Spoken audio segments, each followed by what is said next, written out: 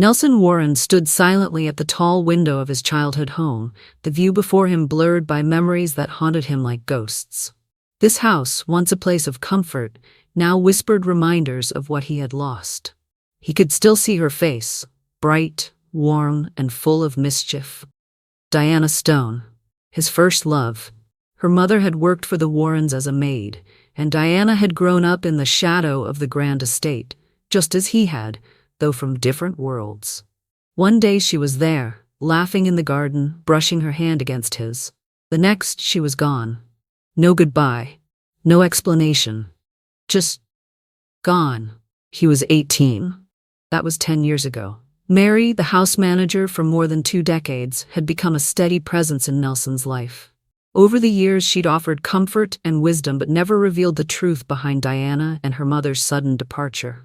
Instead, she'd focused on helping him move forward, teaching him how to cope with the quiet ache of unresolved grief. Now, Nelson stood at a different kind of crossroads. His father was pushing him toward a future he didn't want. With Cindy Overton, a polished and poised woman his father had championed for years. Cindy was everything a Warren was expected to marry, except she wasn't Diana. As he stared out at the sprawling lawn, lost in thought, he didn't hear Mary approach. She stepped beside him, her presence calm and familiar. "Are you going to propose to Cindy tonight?" she asked gently. Nelson didn't answer. He looked lost, adrift in a sea of expectation and memory. Mary placed a reassuring hand on his shoulder. "I need to know what to prepare for dinner." He didn't respond right away. The silence stretched, thick with meaning.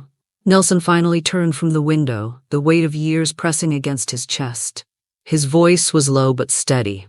"No," he said. "Cancel everything. I'm not proposing to Cindy."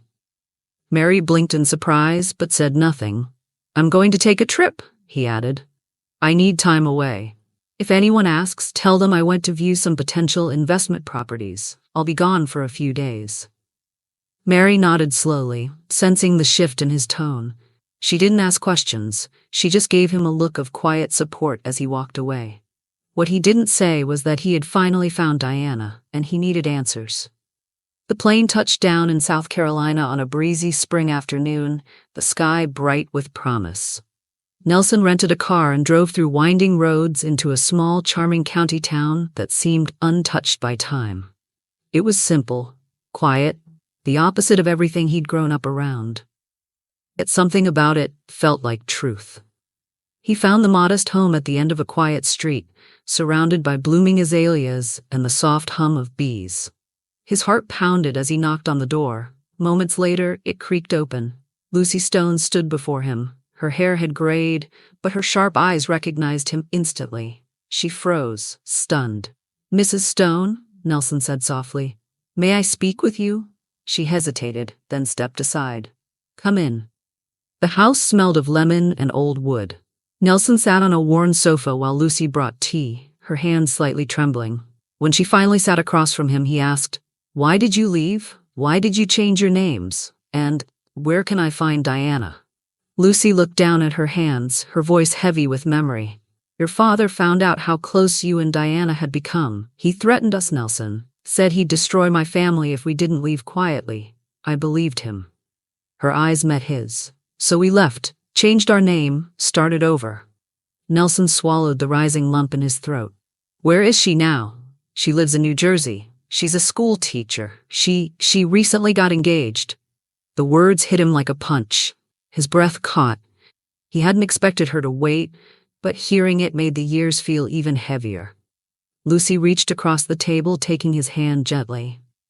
"It's not your fault, Nelson. You were just a child, a kind, loving child. Don't carry his sins on your shoulders." They talked long into the afternoon, unpacking a decade of silence. When Nelson left, the sun was starting to dip. He didn't know what he would do next. But for the first time, he understood the past, and that was a place to start. Nelson couldn't leave it at that. Knowing where Diana was only made the pull stronger. He had to see her, no matter what. The next morning, he caught the earliest flight to New Jersey. The hours passed in a haze, his thoughts spinning with everything he wanted to say. He didn't know what he expected.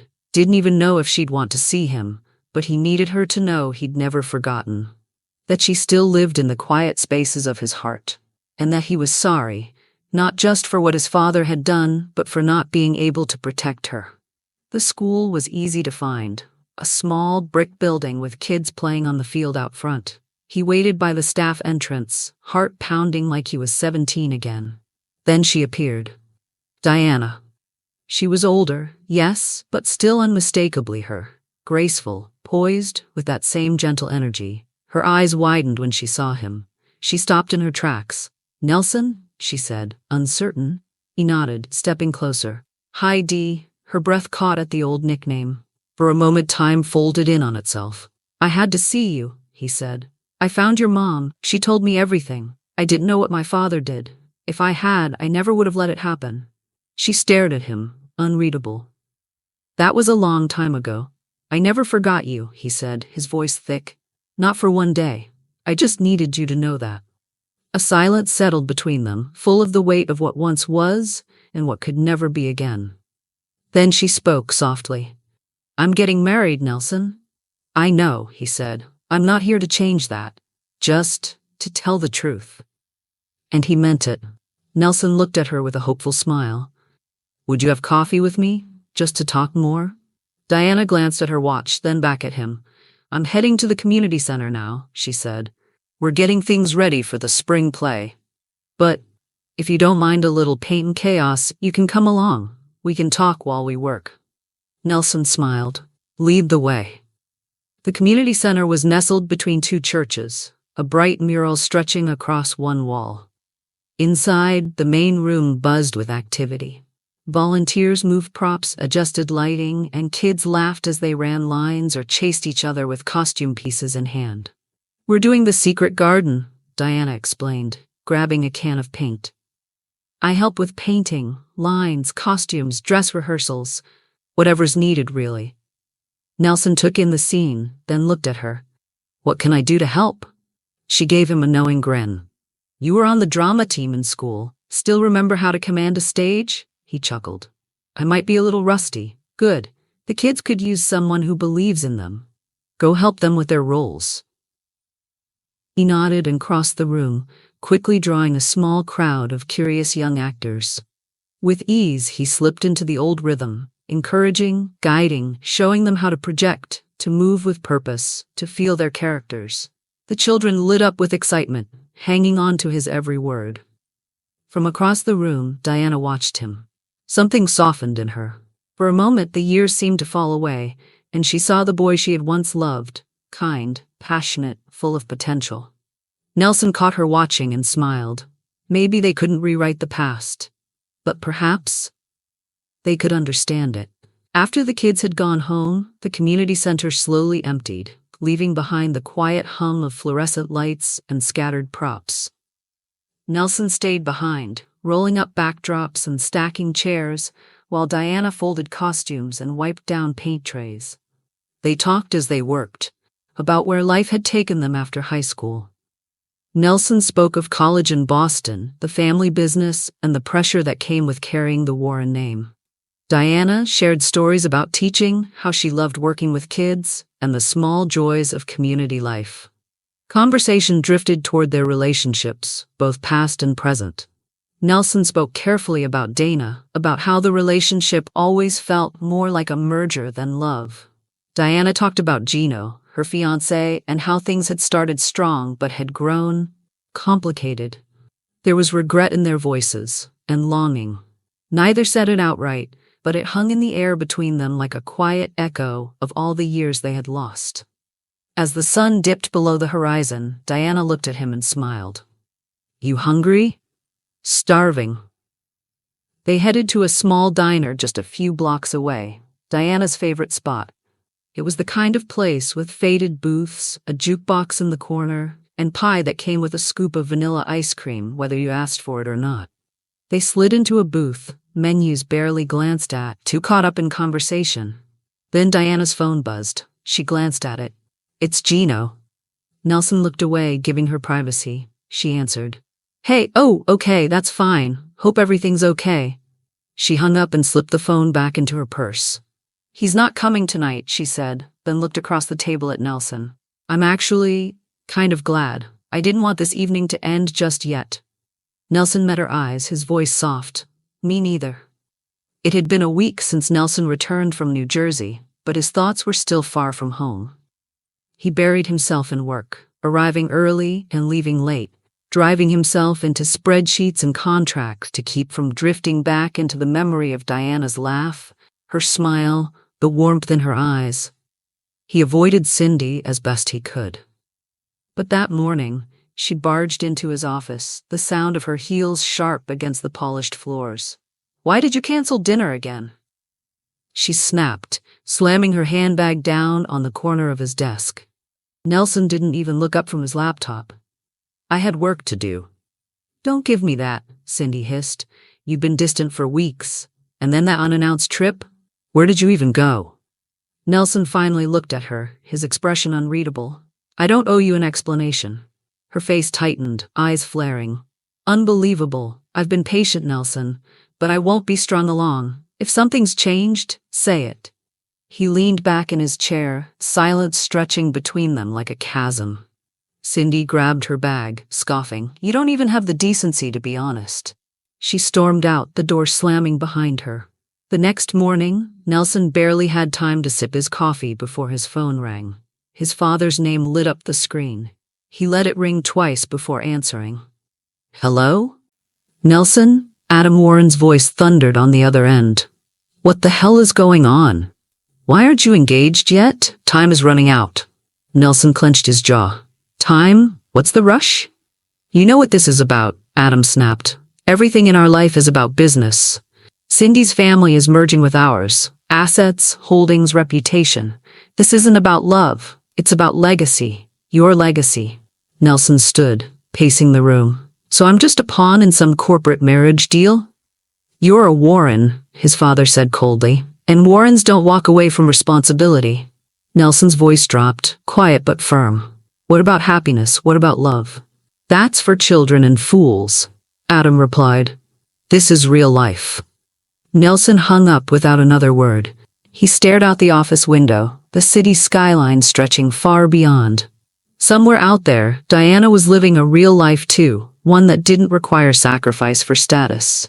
And suddenly, the future laid out before him no longer felt like his at all.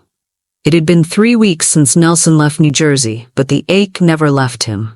He carried it like a quiet weight, buried beneath board meetings, contracts, and the ever-growing pressure from his father. During a tense quarterly board meeting, as projections were being debated and profit margins discussed, Nelson's phone buzzed on the table beside him. He glanced down, expecting a business notification. But it wasn't that. Diana text. Can we talk? His heart skipped. He didn't hesitate. He stood abruptly, grabbed his phone, and walked out without a word, ignoring the confused stares of his colleagues. Outside in the hallway, he called immediately. Diana? Is everything okay? Her voice was steady, but there was something beneath it. I need to see you. Can I come there to you? No, Nelson said without pause. I'll come to you. I'll be there in a couple of hours. When he arrived at the community center, she was already waiting near the front steps, arms wrapped around herself. Her eyes met his, and they were filled with unshed tears. Without a word, he pulled her into his arms. She clung to him like she had been holding her breath for days. He held her tightly, his heart pounding. They sat down inside the quiet, empty center. A couple days after you left, Diana began, voice trembling, I found out the real reason Gino asked me to marry him. It was never about love. It was for his career.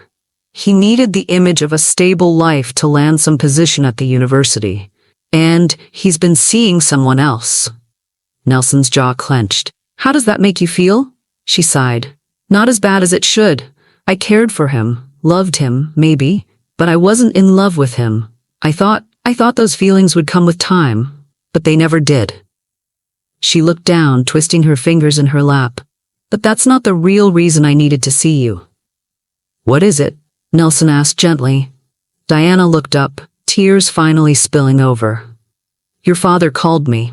Nelson's stomach dropped. He said you're engaged. that if I did anything to jeopardize the marriage, he'd destroy my life. Nelson shot up from the chair, rage flashing through him. What? I'm not engaged to Cindy. My father's been trying to force this marriage for business. He keeps saying I'm taking too long, that time is running out. But this, threatening you? Diana nodded slowly. He told me he'd buy the community center and shut it down if you don't marry her soon. Nelson's hands curled into fists. He's using everything he can. He knows I never forgot you. He knows you still hold my heart, and he's betting I'd do anything to keep you safe. Diana looked at him, her voice barely above a whisper. Why does he think he still has that kind of influence over you? Nelson took her hands in his. Because he know I never stopped loving you. And in that moment, something shifted. Nelson Warren was done being his father's puppet. The echo of sharp heels cut through the stillness of the community center. Nelson turned, instantly tense. Cindy. She stood in the doorway, arms crossed, eyes narrowed with a cold fury. Nelson, she said, voice sharp. What are you doing here? Nelson stepped protectively in front of Diana. How did you find me? Your father told me where to find you, she snapped, stepping further into the room. Of course he did. So this is what's been keeping you from me? No, Nelson said evenly. I'm what's keeping me from you. Don't put this on her. Cindy's gaze flicked to Diana with contempt. She's the reason you're stuck in the past. You can't move forward because of her. Then she turned fully toward Diana, her tone laced with venomous calm. What will it take to get rid of you? Money? This building? Your mother's health care? Name your price. Diana stood, unshaken. There's no price that will make Nelson love you. Cindy laughed, the sound brittle. Love? Please. I don't care about love. I care about what his company can give me. Status, control, power. Nelson stepped closer to her, eyes burning. Understand this, Cindy. I will never marry you. I don't care if the company burns to the ground. If this merger means that much, why don't you marry my father? Cindy smirked. If I could, I would, she said coolly. But it has to be you. Nelson narrowed his eyes. Why? What's so important about me? Cindy didn't answer. She turned and walked away, heels echoing down the hall, leaving silence and questions in her wake. Nelson turned back to Diana, his chest heaving with emotion. I need to know what's behind all this. Why this marriage? Why now? Diana placed a hand on his arm. You think your father would tell you? No, he said, then paused. But I think going back home might reveal something. The answers are at that house. I can feel it. She hesitated. You want me to come with you? I want you by me, he said softly. I need you there. I don't want to face whatever this is alone. Diana nodded slowly. Okay, I'll come. A few hours later, they pulled up to the estate Nelson home. The gates stood tall, cold and unwelcoming. But this time, he wasn't walking through them as the obedient son. He was coming for the truth. As they stepped into the grand, echoing halls of the mansion, memories stirred like dust in the corners. Mary, the longtime house manager, appeared from the shadows, startled to see them both. Nelson, she said, you're back. And Miss Diana is with you. Nelson looked at her. I need answers, and I'm not leaving until I know everything. He glanced at Diana, her presence steady beside him. Now, he was ready to fight. For answers, for truth, and maybe for a second chance at the love he never got to keep. Mary led Nelson and Diana through the quiet, echoing halls of the Warren estate, down a corridor he hadn't walked in years. At the end stood a heavy oak door, his mother's private study. She passed when you were still a boy, Mary said gently, but she left more behind than memories. Nelson's hand hovered near the doorknob. He barely remembered his mother. Soft glimpses of her laugh, the scent of lavender, a bedtime story unfinished. Mary unlocked the door and stepped inside. Dust danced in the sunlight streaming through tall windows. Everything was preserved as if time had paused the moment Anna Warren had passed. Mary walked to the far wall and reached behind a large, framed photo of Nelson as a toddler in his mother's arms. Behind it was a hidden safe. She turned the dial carefully, then opened the small steel door with a soft click.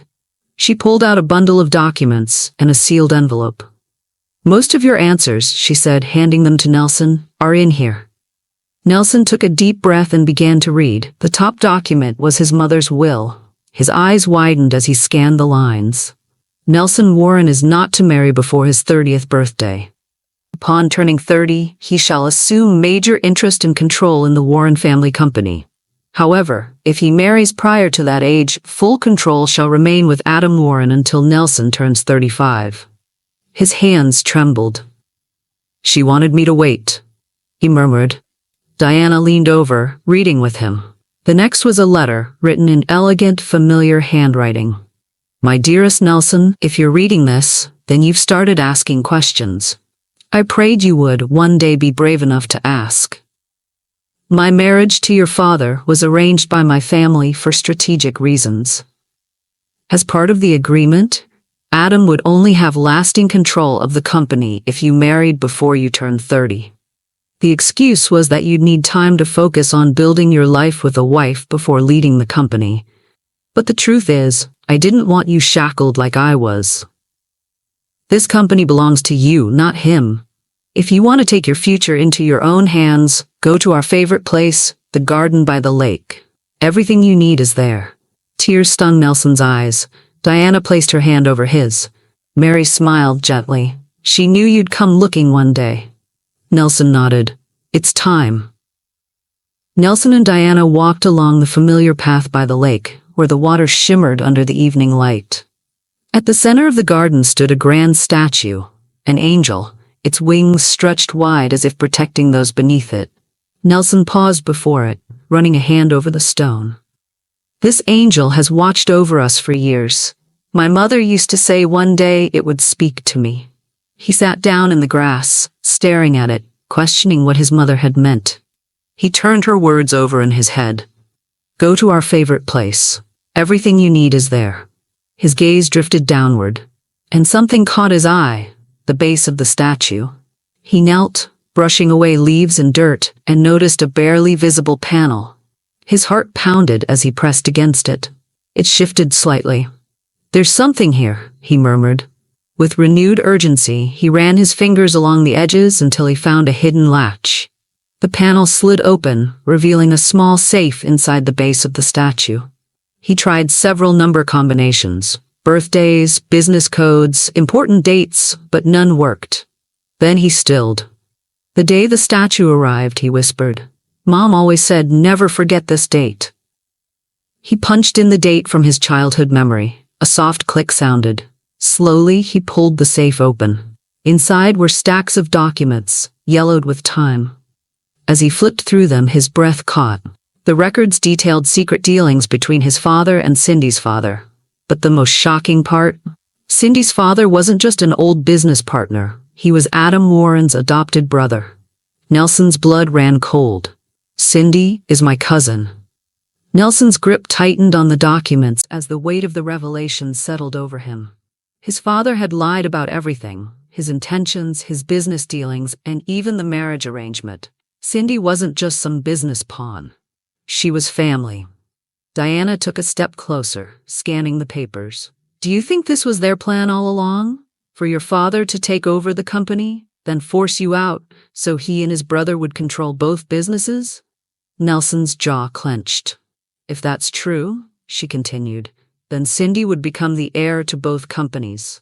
This marriage was never about a merger, it was about eliminating you from the equation." A heavy silence followed. Mary, who'd been watching quietly, finally spoke. "Nelson, are you ready to claim what is rightfully yours?" Nelson looked up, his expression hardening. "Yes." Without hesitation, Mary reached into her pocket and pulled out a small unmarked phone, pressing it into his hand. "When you're ready to take your place as the head of your company," she said, "call the number in this phone." Nelson frowned, glancing down at the burner phone. "What, Mary? What is this?" Mary met his eyes, her voice unwavering. "I'll explain everything later, but right now you need to stop your father before it's too late."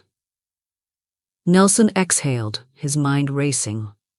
This wasn't just about reclaiming the company anymore. It was about unraveling a scheme that had been set in motion years ago. And for the first time in his life, he wasn't afraid of standing up to Adam Warren. Nelson didn't waste time. He called an emergency board meeting, summoning every key stakeholder, including Cindy. Diana insisted on going with him. He wouldn't argue. If he was going to take back what was his, he wanted her by his side. Cindy arrived at the company headquarters with a confident smirk, strutting into the boardroom as if she already knew the outcome. In her mind, Nelson had finally come to his senses. She imagined this meeting was where he'd announce their engagement, formally introducing her to the board as his future wife and co-leader. But when the doors opened and Nelson walked in hand with Diana, the room erupted into a frenzy. The board members exchanged shocked whispers. Some stood from their seats in disbelief. Adam Warren shot to his feet, his face red with fury. "What is this?" he barked. Nelson took his place at the head of the table, his voice clear and commanding. "I have 2 announcements to make before this board." The room fell silent. Cindy's smug expression faltered. "First," Nelson continued, gripping Diana's hand, "I am not marrying Cindy. Instead, I am officially announcing my relationship with Diana Stone, with the hope of marriage one day."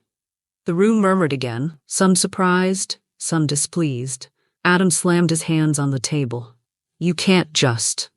"And second," he said coldly, "I am removing my father from this company, effective immediately." The room erupted again. Adam let out a sharp laugh. "You can't do that without board approval." Nelson leaned back, smirking. "Oh, that would be a problem, wouldn't it?" He turned to the projector. The lights dimmed as the screen came to life. Every document, every secret his mother had hidden away, contracts, financial transactions, private correspondences, flashed before the stunned board members. Deals between Adam Warren and Liam Overton, Cindy's father. Years of hidden transactions that linked their companies, proving they were never true rivals. Instead, they were orchestrating a takeover, manipulating the market, while deceiving investors. And then, the final revelation. A document confirming that Liam wasn't just a business associate. He was Adam's half-brother. A gasp rippled through the room. Even more damning, proof that Cindy had known about this the entire time. Nelson scanned the room, watching the betrayal dawn on every face. Then he turned back to his father, his voice sharp as steel. "You built your empire on lies. You tried to force me into a marriage to keep control of the company. You even threatened Diana, and now I'm giving you one choice." He pointed to the door, where 2 men in dark suits stood, badges gleaming. "Walk away quietly or be escorted out by the FBI waiting in the hallway." Silence. Adam looked at Cindy, then at the screen where his sins were on full display. His face darkened with rage, but he knew there was no escape. Cindy, for once, was speechless. Nelson folded his arms. "So? What's it going to be?" Adam scoffed, shaking his head with a bitter smirk.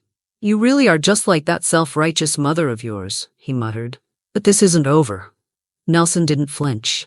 "Yes, it is," he said coolly. Cindy, on the other hand, wasn't as composed. She shot up from her chair, her voice shrill. "I didn't know anything. I was just following my father's plan. I had no choice. Nelson, you have to believe me." But Nelson only looked at her with cold indifference. "The documents say otherwise, Cindy." Before she could say anything else, the 2 suited men stepped forward, their presence enough to silence any further protests. Adam glared at Nelson one last time before turning on his heel, marching toward the door. Cindy hesitated, as if waiting for Nelson to show her mercy. None came. She clenched her fists and stormed out after Adam, her heels clicking angrily against the marble floor. Once the door shut behind them, Nelson turned back to the board. "Now, on to business," he said smoothly. "I'm calling for a formal vote to remove Adam Warren from the company, effective immediately." One by one, the hands went up. The vote was unanimous. Adam Warren was out. Nelson exhaled, then scanned the room. "For those of you who have had any questionable dealings with my father, now is your chance to resign. If not, I will find out." A tense silence followed before a few board members shifted uncomfortably. Within minutes, Nelson had 3 resignation letters in his hands. When the meeting ended, Nelson finally felt the weight lifting from his shoulders. That night, he and Diana returned to his home. She stayed with him over the next few days, offering comfort, keeping him grounded as he took the first steps toward rebuilding.